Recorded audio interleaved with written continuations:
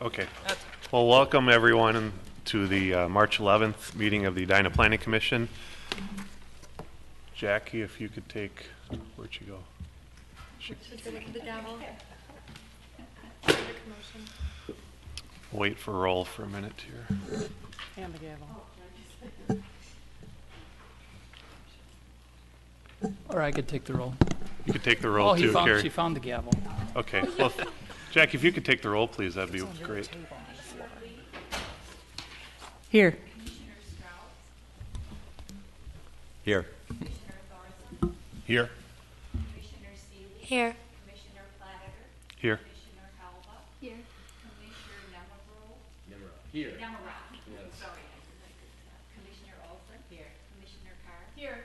Commissioner Forrest. Here. Well, great. Thank you. So before we begin tonight, we have 3 new members tonight, which is really miss the old, but welcome the new here. A lot of good stuff to get through.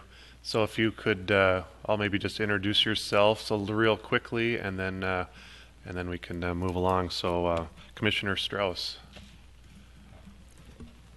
Yes, my name is Jerry Strauss. I'm retired. I was a 35-year employee with the City of St. Paul with the Water Department, and I sort of left there working on the Central Corridor light rail project, and concluded. My wife and I, we have lived in Edina now for 30 plus years and have put 2 kids through school.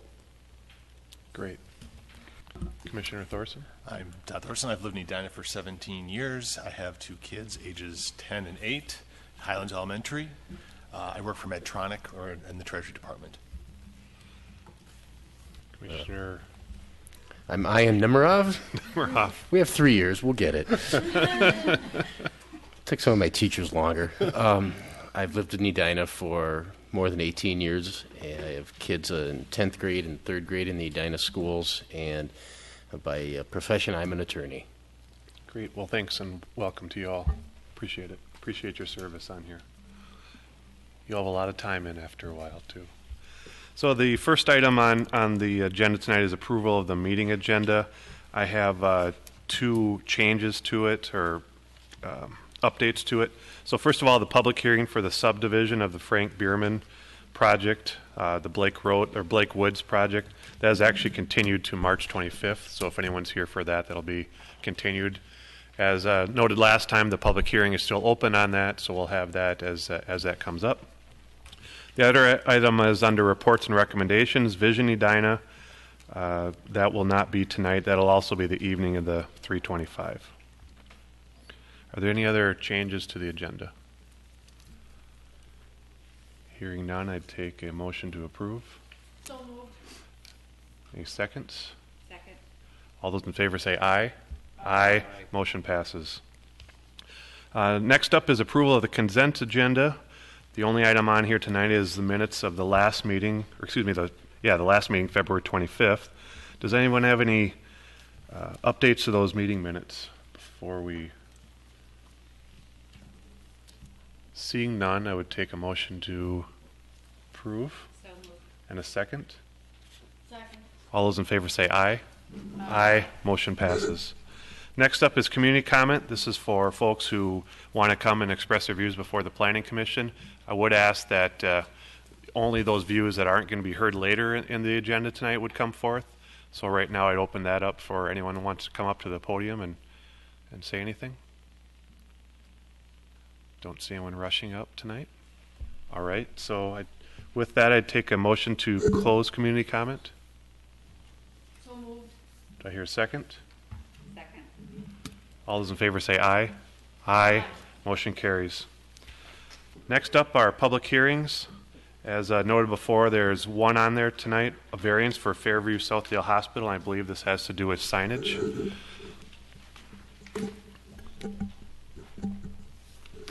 While Joyce is bringing up her PowerPoint, I'll introduce Joyce. Joyce is a senior planner in the planning department. She reviews all the sign permits in the city. So if anyone comes in with a variance to our sign regulations, we see Joyce. So it's been a while since we've had a sign variance. In addition to Joyce's responsibilities with the sign, she's our staff liaison to the Heritage Preservation Board. Yeah, and just one thing before that. So we had talked about, I think, the HPB coming in or giving a presentation in May sometime just on what they do. So maybe we can talk about that afterwards. That would be but great to schedule a time. I know As long they'd as you're enjoy here, that. I thought I'd ask the question. so Excellent, excellent. Thanks. If you, go ahead and We'll proceed. coordinate something for Thank sure. you. Welcome back. Thank you, Commissioner Platter and members of the commission. Fairview Southdale Hospital is coming before you for variance for their sign plan for their new emergency center. Fairview Southdale Hospital is located at 6401 France Avenue, and they're requesting variances to allow 3 wall signs on the north face of the building to identify the Carl N. Plateau Emergency Center. They are proposing to provide building identification and wayfinding signage on the north elevation of the new emergency center. The proposed signs include, first, an emergency sign, which red letters mounted on top of a raceway above the canopy on the northeast wall. And this sign measures 75.88 square feet in area. This is an illustration of the individual letters atop the raceway, and here you see the same sign above the canopy on the elevation of the building. The second sign is proposed to be a cabinet sign suspended below the canopy advertising the emergency center, and it measures 11.5 square feet in area. You might notice that the plans that you received indicate urgent care and the emergency center. Since these plans were initially presented, they've determined that they need to move the urgent care entrance, and so it will no longer be accessed from this northeast elevation of the building. The third sign is the Carl N. Plateau Emergency Center, which would be individual letters on the northwest wall of the building, and it is proposed to measure 107 square feet in area. Here is a site plan showing the new emergency center with respect to not only the existing hospital but also the surrounding street frontages. To the north, you see would be, in the top, would be the Crosstown Highway. On the left or the west side, you have France Avenue, which is between the hospital, and then you see the parking ramp on the further west on France. And then to the bottom or the south side, you have West 65th Street, and that's actually where access to the emergency center is achieved. They do not plan to add any new directional signage on West 65th Street because currently what they're going to do is just reface the existing directional signs that they do have. In the Regional Medical District, the sign code provides for 1 wall sign and 1 monument sign per frontage. The first sign may not exceed 80 square feet in area, and a maximum of 40 square feet is allowed for any additional signs, for a total sign area not to exceed 120 square feet per frontage. No individual sign may exceed that 80 square feet. Currently, there is 1 wall sign on the north facing the Crosstown Highway, and it measures 272 square feet in area, and it advertises Fairview Southdale Hospital.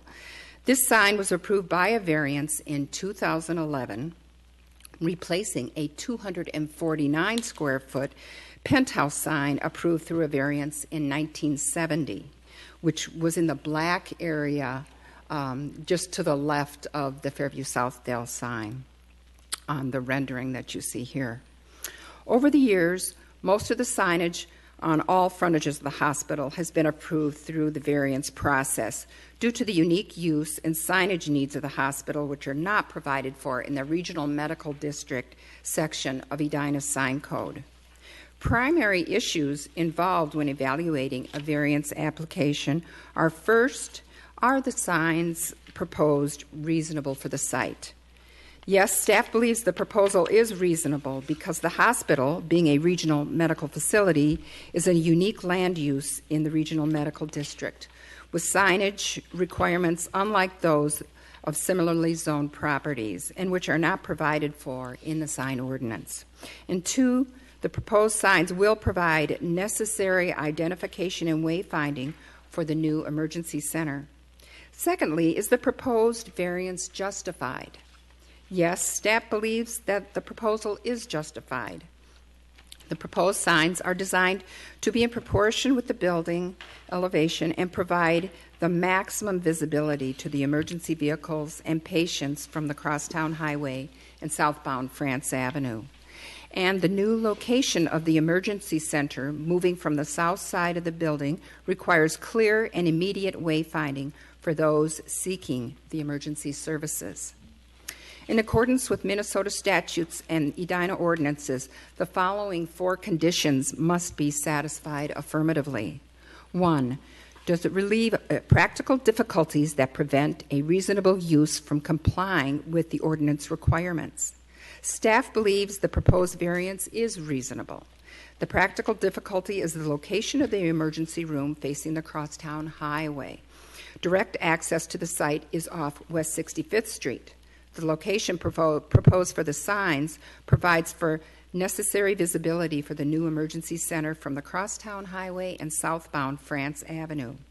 2, are there circumstances that are extraordinary to the property, not applicable to other property in the vicinity or zoning district?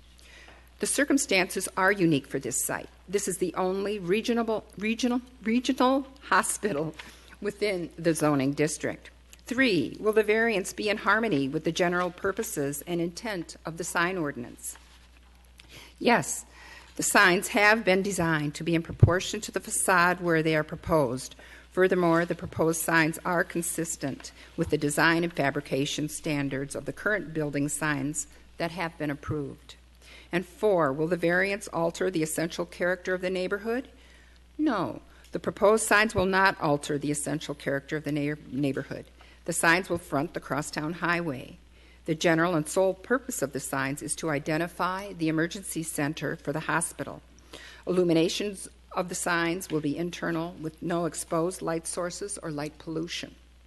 Staff recommends approval of the requested variances based on the following findings. First, the proposal meets the required standards for a variance because the proposed variances are reasonable since the proposed wall signs will provide necessary identification of the hospital emergency center for patients and emergency vehicles from the Crosstown Highway. The practical difficulty is caused by the location of the emergency room located fronting Crosstown Highway, which does not have access. Access to the site is off West 65th Street. Visibility to the site from France Avenue and Crosstown is vital. And the signs have been designed to be in proportion to the facades where they are proposed. Also, the circumstances of the location of the emergency room and the regional hospital are unique to this site. Granting variances would not set a precedent for similar requests. Approval of the variance for the proposed signs is subject to a condition that the site must be developed and maintained in conformance with the site plan, date stamped February 10th, 2015, and the sign plans and elevations, date stamped February 10th, 2015. Rob Grumman from Fairview Southdale Hospital and Steve Hertz with Nordquist Sign Company are here to answer any questions you may have, and I too would be happy to address any questions. Any questions for staff? Commissioner Olson. Hi. So you said that the emergency sign is now no longer using urgent care. Correct. It's just going to read emergency center. So is the size of the sign reduced because of No, that? it's a cabinet sign, so the sign will stay the same. It's Okay, just so the face everything's is going still to. the same. Okay. That's on the hanging sign too, right? Right. So okay. Okay. I just want to make sure. Thanks. Anyone else? Thanks. So would the applicant like to give any presentation or give us any updates? Good evening. Some new faces tonight. Congratulations to those of you who are new for your service. Thank you. My name is Rob Grumman. I'm the Vice President of Construction, Project Management, and Space Utilization for Fairview Health Services. This is also my project. Many of you knew me before when I was one of the administrators at Southdale, so I'm the guy that started this whole thing. We are delighted to bring this to the community. This is going to be a great new asset for not only Edina, but also many surrounding communities. And just to give you some sense of it, we're going to be opening this new center in about the middle of August of this year. So we're sort of on a dead run right now, but very optimistic that we'll get there. We appreciate the Commission hearing our application for the signing variances tonight. We agree with the comments that were made by Joyce and the staff about the size and proportion to the facade. The three signs are very important to us. I won't bore you with a lot of details, but I think it's important to share with you the importance of Carl Plato's name on there, and if the Commission will indulge me, and I think we have time if that's okay. But his name is known throughout this area and through the state of Minnesota as well as through the country for the service and vision and inspiration that he brought to healthcare. After serving distinguished as a paratrooper in World War II, he came back to Minneapolis where he was born and raised and got into healthcare, rising to be the CEO of Fairview Health Services at a pretty young age, and really is credited with the vision and direction on building Fairview into what it was or what it is today. More importantly, or as importantly, he is probably single-handedly responsible for why there is a hospital on the corner of 65th, Highway 62, and France Avenue, And that is he worked with the Dayton's family when they were getting ready to dispose of that property. And I think the story goes that he spent about 2 days straight at the Edina Country Club negotiating with them to get that piece of property. He was relentless and tenacious and ended up getting them to agree to donate the property with a caveat that the hospital actually be built in what I would consider as the construction guy world record time. But by about a year and a half later, in October of 1965, November, I think, they did open the doors to Fairview Southdale Hospital, and that's a real credit to not only him for getting the property and having the vision for putting a hospital there, but also for bringing this great asset to the city of Edina and getting it done and open on time. We appreciate the council's consideration or the commission's consideration of this tonight.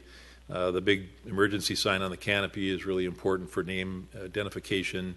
The sign hanging below the thing, we did not reduce the size of it. If you think about driving in front of the building, it was really important for us to have that sign delineating exactly where the front door is.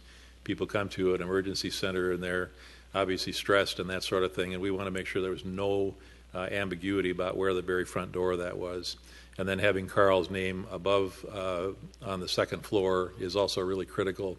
I actually, as I was driving over here tonight, I thought about the fact that I'm probably standing here less as the construction guy asking for approval for these signs as it is for all the voices of people that stepped up when we started building this center. There were many people who Carl either went to school with, hired and trained in their young healthcare careers, or mentored, who came together and said, we want to assure that his name is on this property and with the emergency center named after him. And they came not only with their voices, but they came with their pocketbooks as well. So I'm actually here tonight probably as much a voice for all of them to ask for your approval of allowing us to put his name on the building as well. So I'll be happy to answer any questions that anybody has if you'd like. Right. Well, thank you very much. Yeah. Thanks for indulging me for the story. Any questions for the applicant? Ryan. Well, thank you. Thank you for that presentation. With the change in the signs, is there an expectation or that an urgent care sign may be coming later? There may be a need for one later? No, let me be very clear about that. We, up until recently, we had planned to take urgent care, which is in another part of our hospital, and move it to incorporate it as part of our ER. That service is actually changing from what's called urgent care to what's called fast track as a part of the emergency center itself. Our objective is to make sure we have the right level of care at the right cost for patients and for the hospital. And the urgent care model that we had been working on did not fit with the current profile, and so they're changing that from urgent care to fast track. So the signs that we're asking for right now, that's what will be on the building. We don't intend to, at this point in time, add urgent care to our to the emergency center. So we will not be coming and asking for any further signs. Commissioner Forrest. I have a couple of questions. When you Sure. came before us the last time for the other sign, or actually for the addition, Yes. it wasn't clear. There was still some talk about the traffic routing and stuff, and I was a little bit concerned about that. What can you maybe pull up one of the drawings has kind of the overhead orientation of the. Yeah, there was a site plan here that Yeah. I think was And on you can there. just show us how traffic would enter, Can you? especially. Oh, okay, yeah, right there. This mouse worker. So, right on this corner right here, which is on 65th and France, which is our parking facility, there's a monument sign right there. Can you hear me? All right. There's a monument sign. Oops, I just lost my mouse. Where there's a monument sign right here, and on the east facing. So as you're traveling east, at the top of at the top of that monument sign, there's a sign that says emergency, and we're going to take today. That's a white face with red letters. We're actually changing that to red face with red letters and an arrow pointing this direction here. And we've been talking with other healthcare companies or other healthcare providers and hospitals, and clearly the preferred and better visual is to have a red fascia with white letters on it. So we're going to change that, and that basically points people in this direction here. There is also on the corner of this, on our hospital right here, there is what we affectionately refer to as the cube. And on the top of those four sides, actually on three sides, there's a sign that directs people down this roadway to emergency. Those will also be changed from white fascia with red letters to a red fascia with white letters, again directing traffic this way. Then there is a sign, and I believe it's actually that little box right there. If it's not that, it's within a couple feet, but it's generally right there. There's another sign that's very similar to the one that's back here, and that sign will also have, at the top of that sign, it's a monument sign with a couple different indicators on it, but the top one is for emergency. We'll be changing out the top of that as well with a red fascia sign. Same thing on this thing right here. This sign is on both faces here, directing people up this roadway right here. There is a sign that actually was taken down recently for some construction, which will be put back in place. It will have a red fascia with a word emergency on it with arrows directing this way. And then when you come around here, this is the canopy sign, and directly underneath it will be the sign that will indicate where the front door is. And so the vast majority of people, and we sort of have been watching our traffic patterns just to make sure that we're not deluding ourselves. Recently, you haven't been able to come around this way because this is blocked out as a construction zone. But the traffic we were watching, before we actually shut down this link right here, clearly the vast majority, we think plus 90%, people came up here and came into this entrance right here. This is the old entrance to the ER right here. There's actually a sign on both sides of a canopy that says emergency. Those will be covered up. We're either going to be taking them down or putting some additional information about the hospital in there. But people will then come around this direction right here and come around. There's a circular drive right here and come to this front door. We've actually had a couple people from some other hospitals, competitors even, come to our facility because I do recall you're asking that question, and I wanted to make sure that I wasn't just from my own perspective thinking that I had this covered. But we asked lots of different people about this. We've talked to our sign consultant, Nordquist. We've talked to various other healthcare providers. We've talked to the people that drive ambulances. And we have not, I know that the people in the ER here occasionally do some focus groups with patients, mostly focused on service, of course, but also talking about how did you know to come here? Did you know where to come into the front door? And people felt, I think we got pretty good feedback that people felt that we were adequately signed in terms of directions to coming to this side of the campus. So that's the best I can tell you at this point.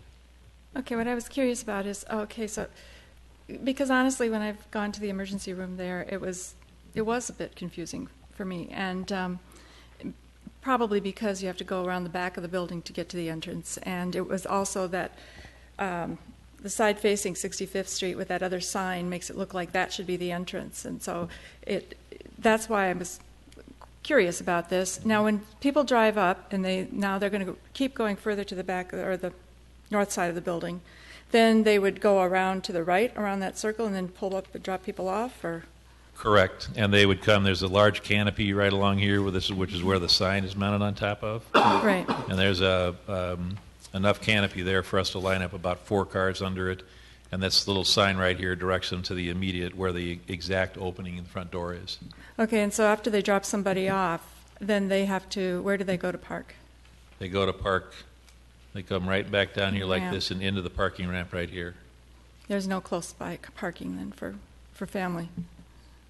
There is not. There are actually, there are going to be some spots right on the front here, which are going to be handicap spots, and also if we need to do any EMS staging spaces along there, but there's not parking right there for guests. Yeah, So, I guess that was my concern. Even if it's just short-term parking where you walk somebody in, it's nice to have that available. right. I can tell you as a practical matter what will happen. It will not be signed that way, but I'll tell you that people will drop will off happen. their loved one and they'll go park there, Okay. and we'll manage that some way. Yeah, I guess We're not gonna tell somebody they can't park there. Right. So, No, under, I guess under that those was circumstances. an for old. Sure. That was kind of an old issue for me, but and now putting the signage into it, I just want to make sure that it's kind of follow the dots around the building here. So, It is. but it was, I think too, though, when you come into it fresh, it doesn't look like there is access on that west side to get around from 65th either. It doesn't look like that connection is available for the emergency room. So that's a good thing. I mean, you are clearly directing people away from that way. But It is possible, just so we're clear here with this commission and in regards to your question, there's the mouse, here it is.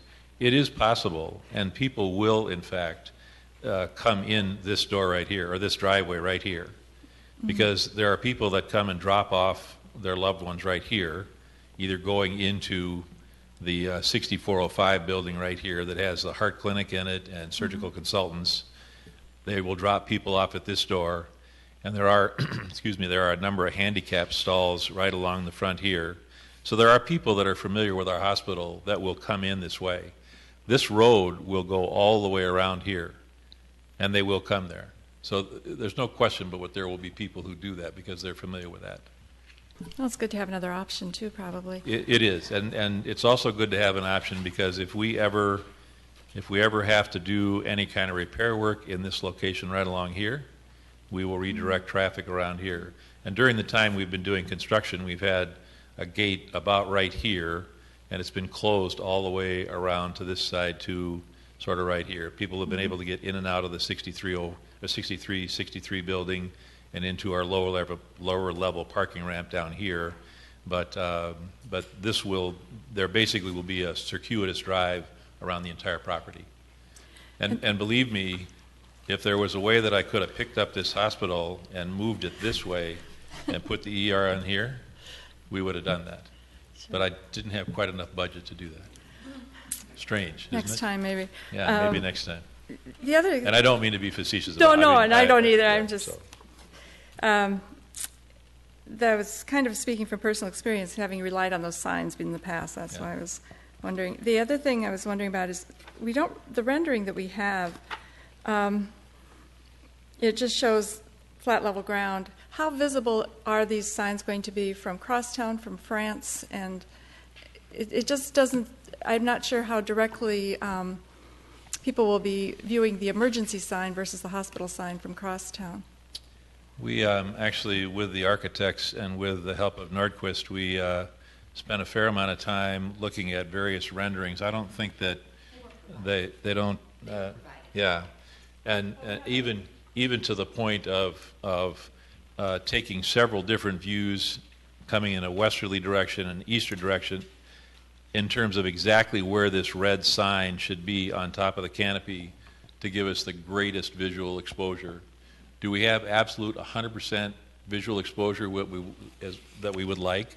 Probably not, but we have this in the best possible location we could get it in right here, so people coming east and west will be able to see that sign. They won't really be able to notice as much the sign hanging under the canopy, but that's really more to direct people to that exact door opening there. I think they will also be able to see the sign clearly on top of the second floor here where it says Carl Plateau Emergency Center. We've looked at it going south on France, and both the signs actually will be fairly visible. You'll be seeing this sign right here, somewhat on an angle, of course, but this sign right here is certainly visible as you come south on France.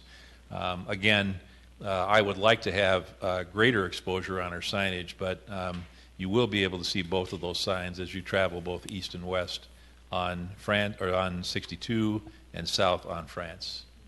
Yeah. That would have been nice to have a perspective from different points of view as to how visible the signs would be and to identify the need for their size, illumination, and stuff like that. That's why I was asking. So thank you. Yeah, okay. All right. Sure. Any other questions? Thank you very much. Thank you. Thanks. So bringing it back, are there any comments, any discussion items? It looks fairly straightforward to me, and I hope everyone can find the emergency room when they go to find it. So, Commissioner Forrest? It seems like historically, and maybe Planner T can set me straight on this, that I was told that the RMD district was developed primarily for Southdale Hospital. So, and yet every time they've needed a sign, they've had to get a variance. So if we want them to have these larger signs or have that option, I think that should be clear. You know, and that may be something we want to look at in the future, because it's just, I don't know, it just seems that if every sign needs a variance, then there's something wrong with what we have as sign requirements for that particular site. But Yeah, the RMD district does go, you know, beyond into the office portion. Joyce and I have talked about this over the last several years on how to reconcile that. And our idea is it's on our work plan. It's kind of the lower on the list to get to the sign ordinance. But we were envisioning requiring a sign plan for certain sites. This would qualify for one, where you're essentially writing a sign plan that becomes the zoning ordinance for that site. Almost like a PUD. Almost like a sign PUD for plan. signs, right? And the hospital would certainly be a good candidate for that. So that's kind of how we're thinking about it in the future.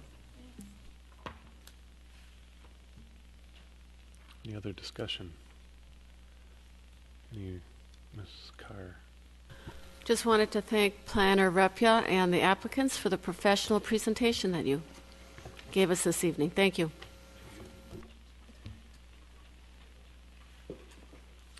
Anything further? Any motions?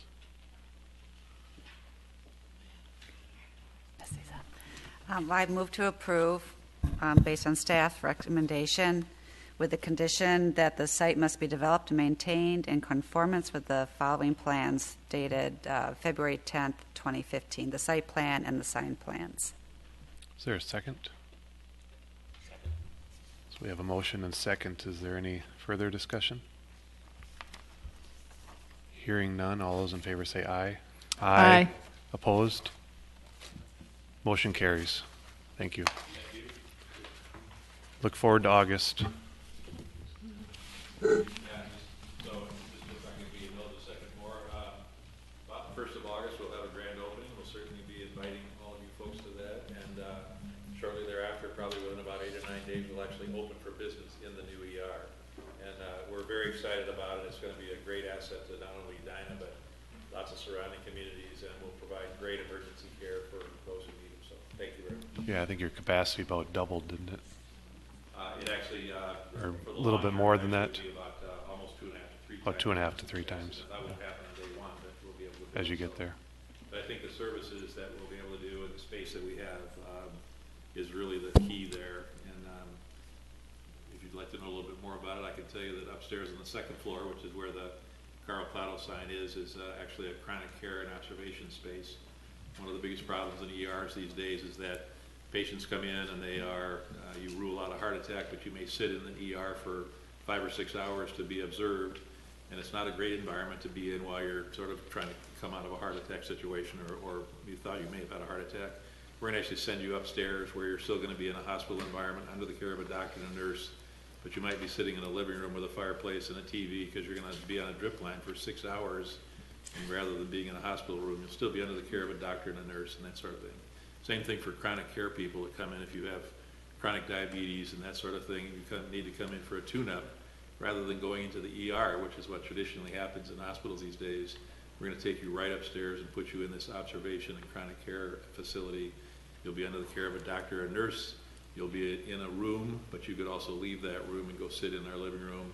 It's just a much nicer care level for people that don't need to sit in an ER. And the reality is that also makes our ER much more productive, because we don't clog up rooms. And I don't mean to be disrespectful to patients, but you don't clog up rooms with somebody for 6 hours who doesn't need to be there. So it's a model that works really, really well. And we're delighted because we're one of the first hospitals in the country that will be doing that kind of a combination of things. Great. Thanks for your time again. Sorry for the advertisement. So, thanks very much. So next up is reports and recommendation, and Planner Teague was going to give us an update on some miscellaneous items that he's been working on.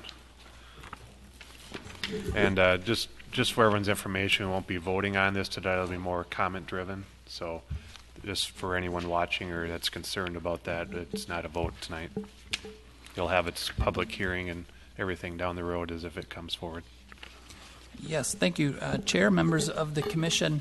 So before you is a number of ordinance amendments, most of which we've been talking about over the last several months. Primarily, the meat of this is driven from the work session that we had with the City Council on February 17th regarding the rezoning process. So I've built upon that based on some of the other things that we've talked about in terms of trying to clarify and simplify the zoning ordinance. So what I thought I would do is just go through it quickly, each section. Provide me with any feedback or comments tonight. You can email me over the next couple of weeks if you'd like. But we have scheduled a public hearing to consider this ordinance on March 25th, and then from there forward it on to the City Council at some point. So in moving through the ordinance, the first section deals with lot divisions. And the term lot division makes it seem like you're dividing property, but a lot division is not. It's simply shifting a lot line or creating a party wall division of an existing duplex. So that lot division term has been confusing to many over the years. And Edina is unique in that we require lot divisions, or that shifting of a lot line, to go through the Planning Commission and City Council process. It does become cumbersome and time-consuming. So the ordinance before you would turn that into an administrative process. The same conditions that we consider here would still apply. You can't create a new lot.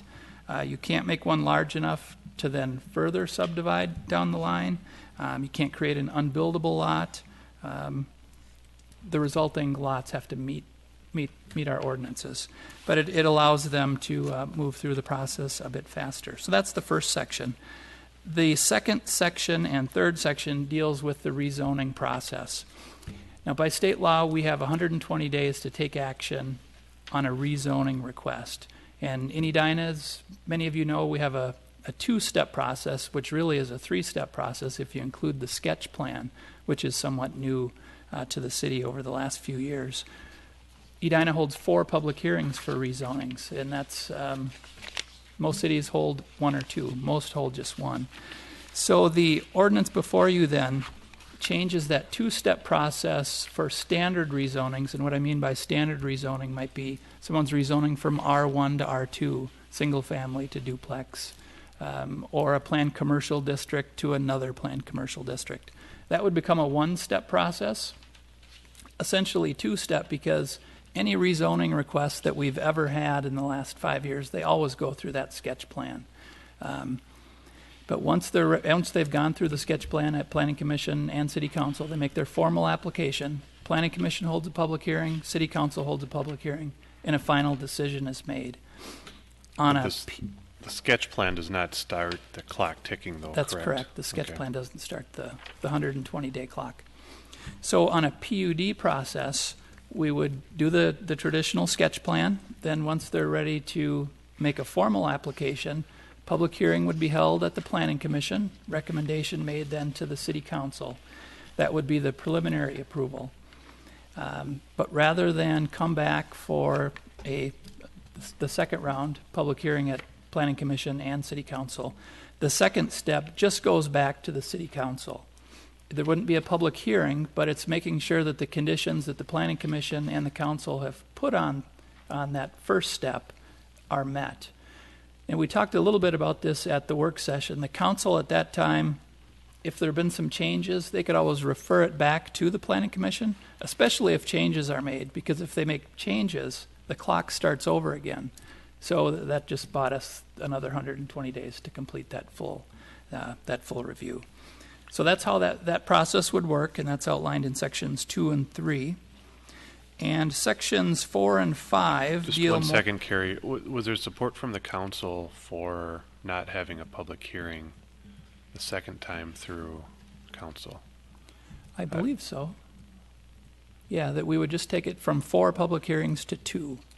I guess personally I wouldn't be for that. I would like to still see a public hearing at that point, but Back at the City Council? Yeah, back at City Council. I get why you may skip the Planning Commission at that point, but... Yeah, and that doesn't mean that they couldn't take public testimony. Oftentimes, and I'm just going by other cities and other cities that I've worked in, the Planning Commission is responsible for the public hearing, and then they make recommendation to the City Council. Once it gets to the City Council, they can hold a hearing and take testimony. That it doesn't, they don't have to do that, but they certainly could. Okay, I just like to make sure you guys all the public input. So a lot of times people may not hear about it till the second time through. So yep, that's true. So the next sections 4 and 5, they're adding clarity to our zoning ordinance, and some of these we've discussed over the last couple of weeks. First one adds clarity to the building coverage requirement, and probably the meat of this is the side yard setback requirement. As many of the commission was involved about a year ago with the zoning ordinance changes that we made in regard to side yard setbacks, where we increased setbacks on homes that are between 50 and 75 feet in width, essentially increasing the setback a foot on each side. And the council added to your recommendation that you could still go by the old ordinance, having the setback on the first level closer to the lot line, as long as you stepped it in on the second level. That wasn't recommended by the Planning Commission, but that option stayed in the code. So it's added a layer of confusion for people, which is which. The ordinance before you would eliminate that step-in requirement. So anytime a side yard, the height of a building on a side yard exceeds 15 feet in height, the setback on the second level has to increase 6 inches for every foot above 15 feet. And we measure that from the proposed grade, which also adds some confusion because we're measuring the height of the structure from the existing grade at the front. That adds another layer of confusion. And as we've gone through some of those diagrams, where you measure to on the side, the midway point of a gable roof, that gets confusing as well. So that is suggested to be eliminated with this code, that, essentially that whole provision of the side yard increase 6 inches for every foot above 15 feet is eliminated. So right now, on a lot that's over 75 feet in width, that provision applies. We don't have as many concerns on those larger lots in terms of setback between homes. You've got a 20-foot setback between homes in that instance. And it also applies to lots under 50 feet, and that becomes problematic for those lots, just fitting a home onto, say, a 40-foot wide lot. So it's problematic for those smaller lots as well. Let's see, Section 6 is one we haven't talked about too much lately, but it's suggesting that single-family homes become a permitted use in an R2 zoning district. I think Edina is unique in that we don't allow single-family homes in a duplex district. We've had, I think in my time, maybe 2 or 3 of those requests where someone takes down a duplex and they want to build a single-family home. In each instance, we've approved those requests. Most recently was 2011 on Malibu Drive. So we throw that out there as a suggestion to, do we want to consider a single-family home as just simply a permitted use within those zoning districts rather than having to go through a rezoning process. Also, we are correcting a typo in the R2 district. We have conflicting standards. In one section it says the height requirement is 30 feet and the other is 35. The 30-foot reference is back when we measured the height of a building to the midpoint of a roof. Then we changed the standard to 35 feet to the very top. We didn't make that connection, so we would correct that typo as well. It's only 35 feet on lots over 75 feet, right? Well, in the R2 district, Oh, it's R2. 35 feet to the top for any structure. Okay, R2, okay. Let's see. Oh, and then Section 8 allows duplex. If you tear down a duplex in an R2 district, it requires a variance, no matter if the structure meets all of our setback requirements or not. Unlike our single-family home district, where most of our lots are substandard, anything under 9,000 square feet doesn't meet our code. But you can tear down a home and rebuild on a single-family home lot as long as all your setbacks are met. So we're suggesting that still would apply for an R2 lot as well as an R1 lot. You could tear down a duplex, rebuild it, even if the lot is substandard, assuming you meet all the setback and height requirements. So that is the final section of the ordinance before you. So with that, I can take any questions or comments. And again, we would hold the public hearing on this on March 25th. Thank you, Carrie. Are there any comments? Ms. Solson? Yeah, thanks. I think these are all great. For section 2 and 3 on the rezoning and the PUD, I agree with reducing the number of public hearings. I thought that, was a little excessive. My one question, though, is I know we were to discuss this at the work session, but that the plans could be returned back for review by the Planning Commission if they've been changed. Do we have to define, what that is, or what do you mean by changed? Well, yeah. Right now, the code is silent on it. If that might be something that we want to consider. Do we put some parameters around that? I'm not sure exactly how you would do it. I think we left it at the council, that it was up to the council to refer it back. I think it'd be nice to have something in there to catch it. Yeah.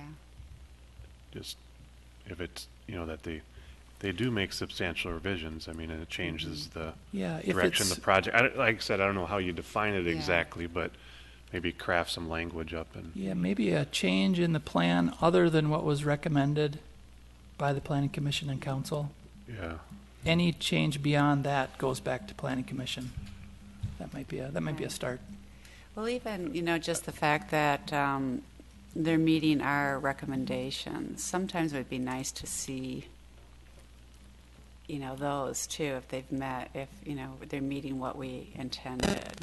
We don't see that either. So I don't want to bring it back as another public hearing or even have to necessarily bring it back. I guess I don't have an answer, but I guess we should define what change is. Yeah. And not just lose all control. Yeah, that's a good thought. The tricky part is the 120-day clock. So if they don't change the plan, the clock is still ticking. Whereas if they do change the plan, then we do get a fresh clock. So that might drive the standard there. What do you use to determine if there's been a substantial change to trigger that 120-day extension?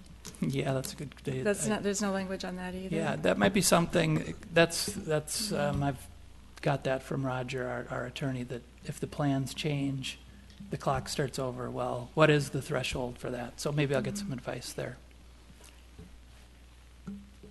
Commissioner Carr. I just had a question on Section 8, and maybe I know you've highlighted the change, but without seeing the rest of the ordinance, it's unclear to me exactly what that means, because what it says here is that an existing non-conforming lot in the R2 district used or intended for a double-dwelling unit building shall be exempt from the width, depth, area and lot width to perimeter ratio requirements of this chapter. It's like a vacuum. So what are they held to if there is a tear down? And maybe it's clear by looking at other sections of the ordinance, but I couldn't understand by just reading this change. Yeah, it's, if there's an existing non-conforming, and maybe we can simplify it to that, if there's an existing non-conforming R2 lot, it can be rebuilt upon and not require a variance. Maybe I can clean that language up a little bit so it's clearer. I think that's a good idea because I couldn't understand it. Thank you. It doesn't refer to any previous building, and I think that's the big missing part. That it needs to, if it complies, in other words, like you said, if it complies with the setbacks that are in place for the existing building. Yeah, maybe it doesn't expand them, or maybe if I include that whole section, it'll be clearer. Yeah, it's a good idea. Any other comments? Commissioner Lee? So, I just wanted to reinforce what Joanne said. I would agree with that. I think we could really benefit by defining what is a change that merits either the clock being reset or another pass through the Planning Commission. I do realize a lot can happen at the City Council level, and sometimes things get tweaked and massaged, and additional requirements or requests placed by City Council members on the applicant, and usually the applicant's quite happy to comply, but it can kind of significantly change some of the comments or at least what we saw as a concept. So I think it would benefit by at least somehow identifying in general terms what merits a change, and specifically state that shall hopefully come back to the Planning Commission to provide additional comments or a recommendation. I thought that the City Council, so we talked about 2 public hearings. The first one takes place at the Planning Commission. Then it goes on to the City Council. They also have a public hearing.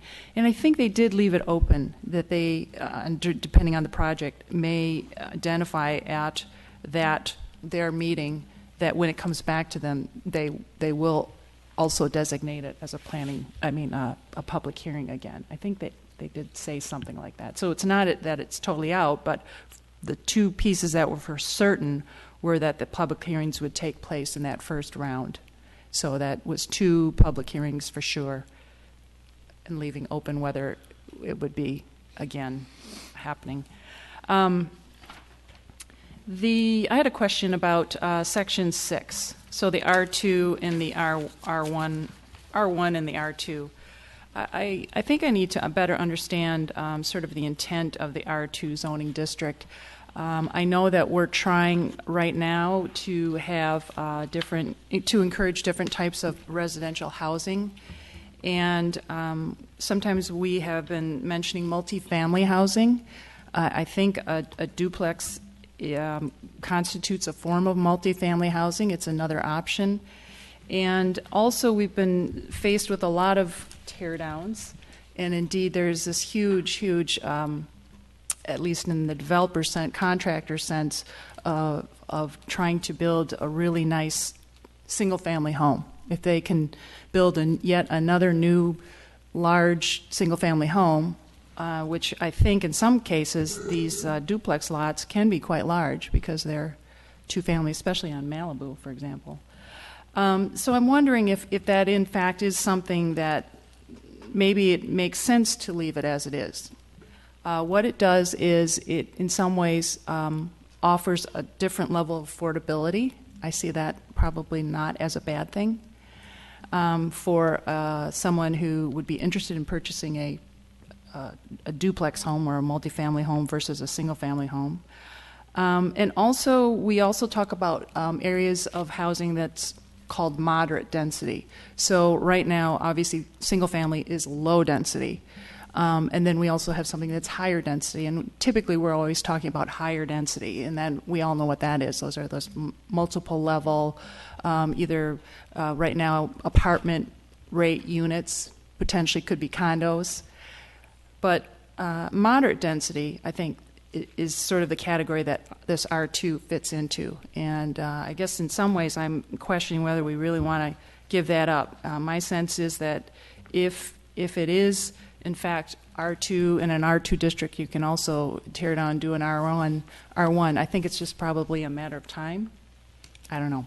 And also, I don't, not having been on the Planning Commission at the time where all the requests were approved, I'm guessing each specific site had different qualifications to look at, and it probably did make sense for those individual ones.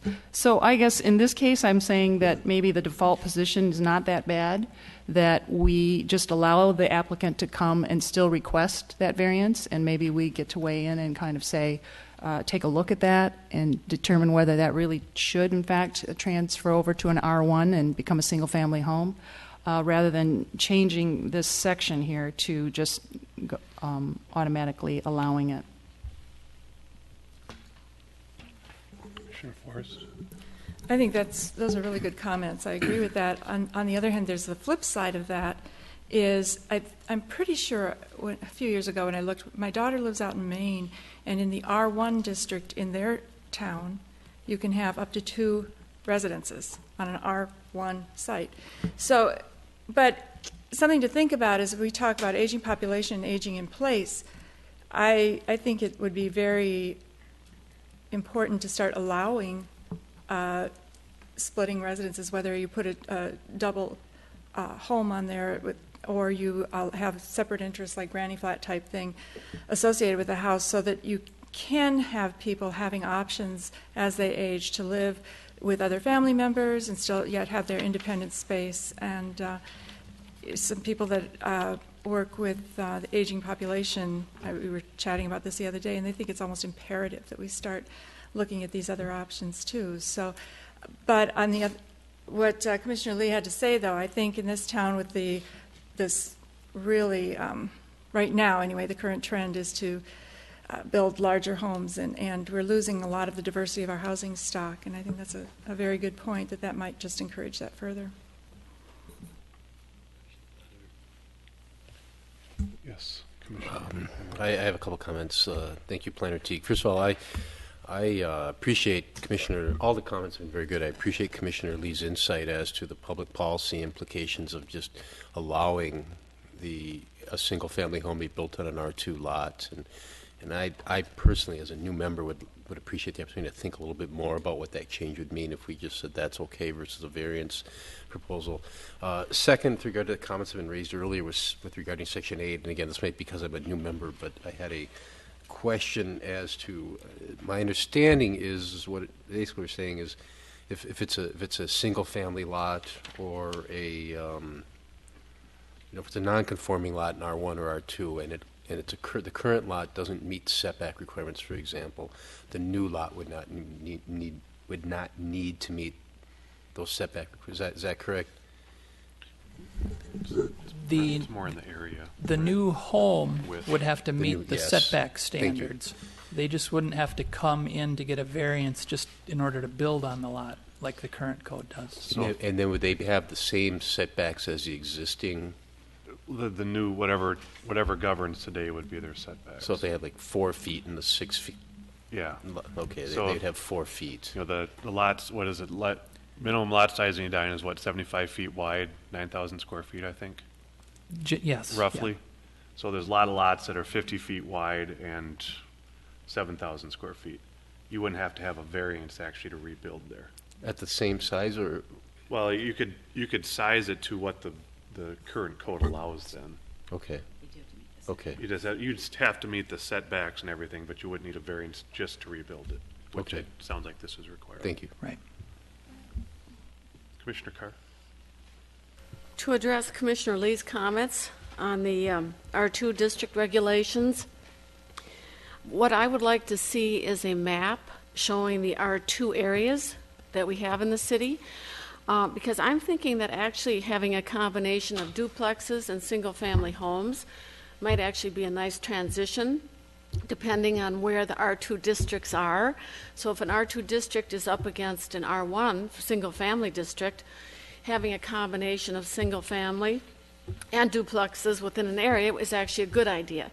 But I'd like to see where the R2 districts are on a map, and maybe that will give us a better feeling for what areas we're talking about and what the potential impact might be. I can do that and come back and show a map of all of our R2 districts. However, hearing the conversation here, I tend to agree with Commissioner Lee's comments that if we do allow a single-family home in an R2 district, and we don't have a lot of R2 districts in town, there's very few. I think we may see a run on tearing those down and building big single-family homes. Yeah. I'm convinced to pull it out if that's the wish of the Planning Commission. I'm seeing a lot of heads nodding. I would agree with that myself, but Commissioner Carr. Now, you indicated that other cities generally allow single-family homes in R2 districts. So I'm not adverse to that. Again, I think it's driven by market forces. But again, I'd like to see where the R2 districts are in the city. And if, in fact, they're near R1s, I think having that option is a good idea. Yeah, I'm confident in saying that every one of our R2 districts is going to be right across the street from single-family homes. So I just have two comments, and one was just on that.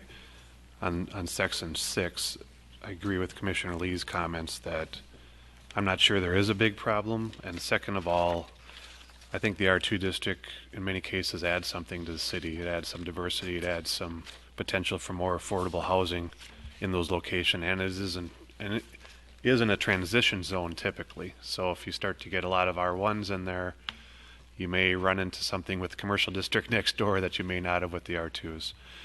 And then back to section 2 and 3, and council can disagree with me, and maybe everyone here does too, but I just think that having a public hearing at the second go round of the council is the way to go. So, Commissioner Forrest. Just a question. Do you anticipate we'll get, it seems like we've been used as a trial run a lot of times with the preliminary development plans and things.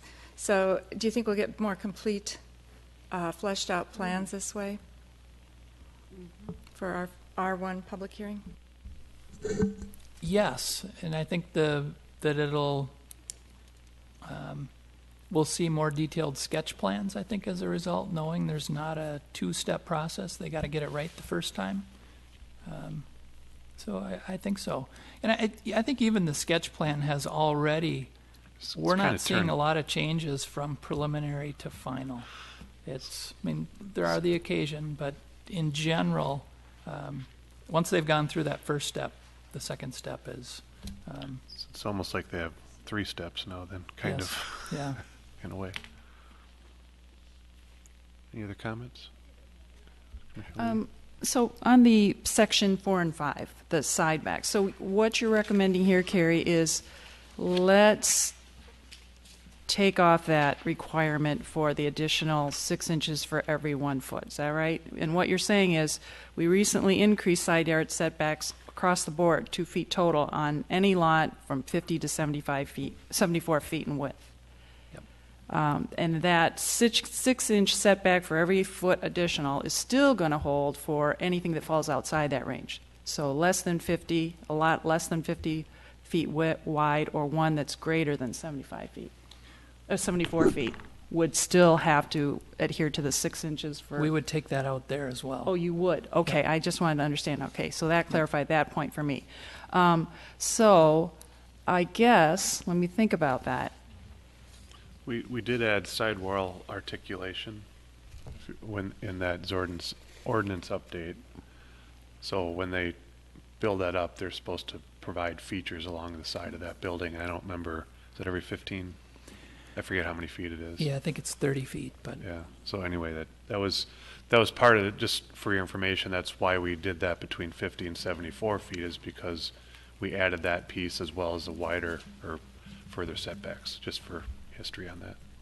Okay, so it's given that we were asking for articulation, but essentially it's saying that the home up on the second story is really just wherever that setback is, could be straight up. We're not going to ask any more for that volume to pull Yes. back. Right. Okay. Because we've increased it on the ground. Right. Everything's moved closer in by 2 feet now. Yep. Okay. And that, again, you said that's across the board now, so we're not going to make any distinction on the lot widths, which groups need to, and that will simplify it from the staff side. They don't have to be interpreting this and looking at it and monitoring that sort of thing, whether that actually steps back the proper amount. Okay. I mean, they could still do it if they wanted. But, Right, yeah. right.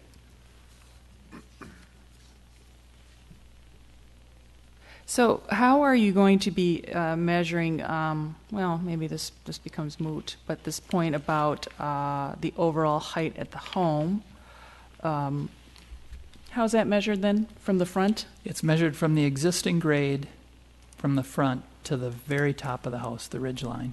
And we don't consider the side We at wouldn't all. be considering the side It's anymore. always from the front. And then, how does that hold for a walkout rambler, where the elevation significantly changes in the back? And Yeah, now you're- it already looks like a 3-story building. Yep, you could have a 3-story building from the back. But you're still going to only be looking at the front. That's where we Yep. measure it from. Correct. Okay. We discussed on the side, and we just didn't get anywhere. I mean, they're so different. It'd be so difficult. Yeah, potentially for that. I mean, it's a pretty cut and dried case when you have a walkout rambler. We got to have so many of those, on the small lakes that we have, that maybe, and I'm just saying in the future, we might want to add some provision for that particular type of house on the backside, to just add one more qualification about height limits from the backside. Again, it becomes more of an issue the greater the slope difference. So if the back is significantly lower than the front, that's where it really gets to be of a concern. It's not so much when it's just a moderate slope. Right. Then it makes sense that you're just taking it from the front, because whatever the height is from the front, it's almost pretty much the same from the back. It's when it's significant slope. So maybe there's something in there that in the future we would want to look at. Yeah, But maybe. Well, great. I'll just say one more thing about the building height. I would like to see that be lower on lots that are 50 feet and less in width, down to 30 feet, because even in Country Club, when they put up a house that's 28, 29 feet tall, it's really quite tall on those narrower lots. And there are a lot of, 2-story homes there and larger homes. But when you get on if you've got, say, 1-story or story and a half houses down a whole street, and then somebody puts up a 35-foot house next door on a narrow lot with close proximity and no second-story setback, which I agree, I'd like to see that part taken out. I'm thinking maybe a lower ridge height would be in order, closer to 30 feet. Isn't that 30 feet already? It's 35 now, right? It's 30. It's 30. Does that remain, okay, for 50? Anything under 75 feet was Okay. 30. That's when you said you were changing it in all these That's places. the R2 district. You can Gotcha. go to The 35. R2 district doesn't. I misunderstood. Thank you. Well, unless there's anything else, thanks, Carrie. And guess we'll see the changes, and we'll have a public hearing on this. Just so next I'm time. clear on the R2 single family, take that out? Or do we still want to look at it and look at where they're at? You won't get my vote, so. well, What I else? mean, we know where they are by looking at the zoning land. map. Yeah, the zoning map. Yeah. I suppose we could blow it up more detailed, but there aren't, as Carrie said, there aren't that many areas, so And it shows up on the zoning I map. think there's so few that come in also that, I mean, I think it's worth our time if there's only been 3 since you've been here. Yeah. I don't think it's going to overwhelm us either. Although Commissioner Carr wants it to come through. I would and like that's to have fine with more me, discussion but on that point. I'll include Actually, it in and view I'll of the include the map. map, and if you Bring could the map. indicate what cities have that type of zoning, Oh, sure. just be curious. And again, I still think there could be some benefit to that type of zoning. And also a lot of the duplex properties in the city, I believe, are quite old. So again, I don't know what the market forces are, whether there's incentive to build duplexes now or there's more incentive to build single-family homes. But I would just like to look at the map, see where they are in relationship to neighborhoods. I can tell you just from the number of phone calls and questions we do get, especially over the last couple of years, quite a few builders have asked, can they tear down a duplex and build a single-family home? And when we tell them, no, you have to go through the rezoning process, they typically replace with the duplex. So that's where I'm getting to think that maybe we would see a run on new single-family homes in our R2 district if we eliminate that provision. Right, thanks, Carrie. So the next thing on the agenda is correspondence and petitions. You have, I believe you got the council connection and the attendance records in here. Since we have new people, they'll now make the list, right? Check mark, 1. And there's always a kind of informal contest to see who can get 100%. And Commissioner Forrest and I think we went down the wire 2 years ago, right? I think I won that, though. So, yeah, you've been out already, so you've already lost. But with that, Chair and Commission comments. So just remind everyone, next time, the 25th at 5:30, we've scheduled kind of orientation session, if you will, to kind of go through some of the key items. And I sent out an agenda to Planner Teague. I hope that got to everyone. But if you have any additional comments, certainly get back to him and we can adjust that. It's only an hour and a half, and I really want to hit kind of the main pieces for that, particularly with our 3 new commissioners on here, kind of what everything goes together. In particular, going through our commission bylaws, so I'd ask everyone to go back and look at those if you haven't, or if you haven't seen them yet, to go and look through those. And I think hopefully everyone has a copy of those, if not. And then there's 2 other interesting items that came about in some email correspondence, and they're listed here. The American Planning Association, right, the Citizen Planner Handbook, which is a good page through also. And then the League of Minnesota Cities, they have a zoning guide for cities, and then land use variances, kind of goes through how variances come through, what the precedents are, and through that. So, Carrie, if you have, I think you still have those links, if you could send those out to everyone, just for a little light reading for everyone. And we're not going to go through those in huge depth, but if there's any particular questions, it should give you some good background for that. So any other comments to that right now? I would say that there are probably some specific topics that merit coverage. So I don't know that if you're not planning on covering that. Covering what? How a variance. Well, I mean, we could discuss it. I didn't intend. I mean, that could take an hour and a half to go through that document. Exactly. So that's sort of the concept of having additional sessions that would follow up using those materials as the basis of it. I just find it, for me personally, not that successful to just be handed a bunch of links and expected to kind of digest the contents. I think I find more reason to really pay attention to it when it's addressed as a specific topic, or if I'm pointed to a specific passage to refer to or to take a look at. So I think the idea in some of the suggestions for some of these links was to identify some of those relevant topics and maybe use this, not reinvent the wheel, but use that particular thing as sort of the basis. Just like if we say the Planning Commission, we have these bylaws, we might also we also refer to the APA Citizen Planner Handbook, and we follow the variance treatment of Chapter 8 in that document. But I think there's some value in sort of identifying some key elements, subdivision, just some basic topics that we have to come up against. It will explain it much in the same process that we already do, but we don't really have an Edina handbook per se, and I know other communities actually do. So if we're not going to actually create one, that maybe we, by reference, actually deciding on some specific topics that we want included as sort of the basis, not basic knowledge that all our planning commissioners are operating under with that understanding. And I say that as a novice, a newbie, because I think that by the end of maybe 3 years or another 6 years, you almost forget that you didn't ever know that. And you learn it just simply by going through the process enough times. But I thought that when I looked at these documents, especially the APA handbook, that it seemed so clear. It was kind of like, aha, light bulb going off.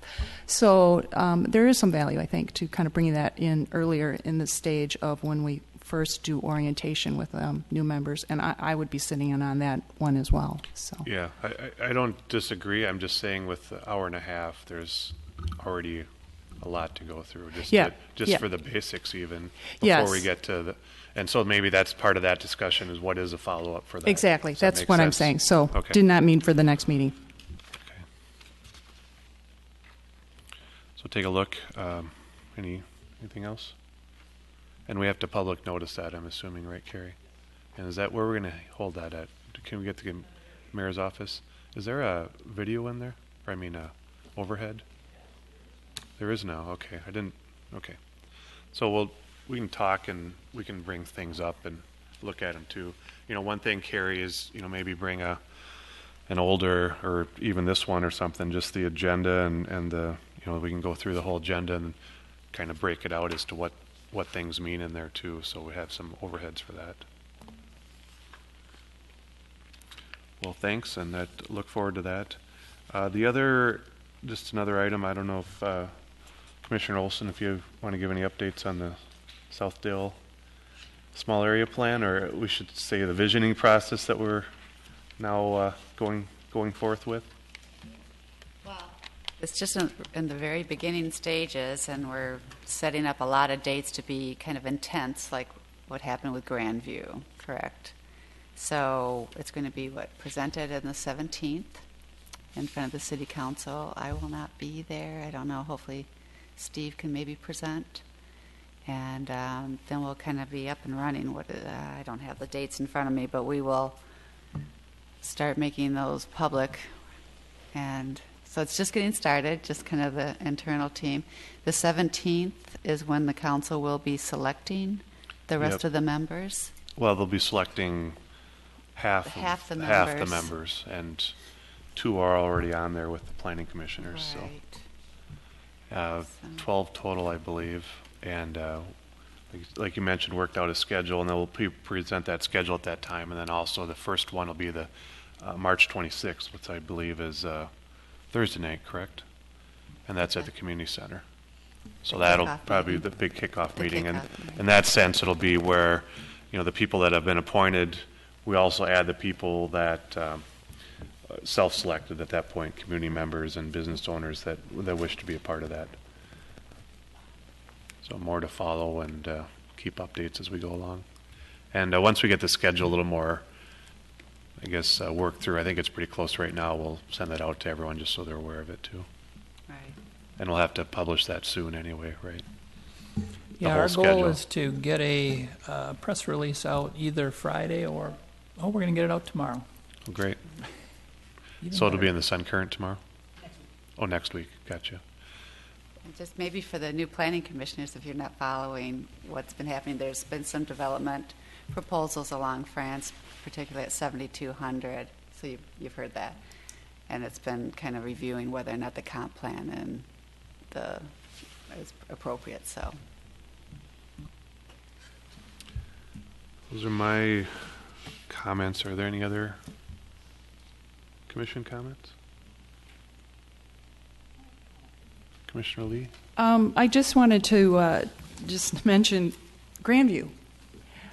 This It's evening. going on right now. Exactly. And unfortunately, I think the next couple open public sessions are during our meetings, so we will not be able to attend. But I just wanted. wanted. That was planned. Yeah, they don't want our input. No. But I will be watching that pretty carefully. I think that it's important that all of us talk to others who have attended the meeting and try to get the pulse of what's going on. Clearly, this is a piece of city property, and I'm very interested to see how it's handled because we have a tiny little piece of city property in this Wooddale Valley View area. But again, these parcels are hard to come by. And one of the things we talked about in the small area planning team is, no matter how small it is, it's probably has more strategic and leverage value than anything. And so, if the city, in fact, is never going to really have an opportunity to have that much open land, open property available, that this really is a process. It's going to be something to be seen. So I think that tonight was to present some ideas or concepts for massing, or perhaps I'm envisioning kind of a site plan, some options for site plan, and probably vertical and components. But I think one of the more important things is to really understand how much of it is really public use. I think that, as a city, is really important to understand how residents and citizens can benefit from that. And again, that's sort of the whole question that we keep asking ourselves in the Valley View Wooddale area plan as well. Although you want to guide development in the area, the property itself could really serve as a centerpiece and a catalyst. So I'll be looking for that, and hopefully we'll get maybe some updates or something. I don't know. Do we get anything presented to us formally on Grandview? Every once in a while it's happened.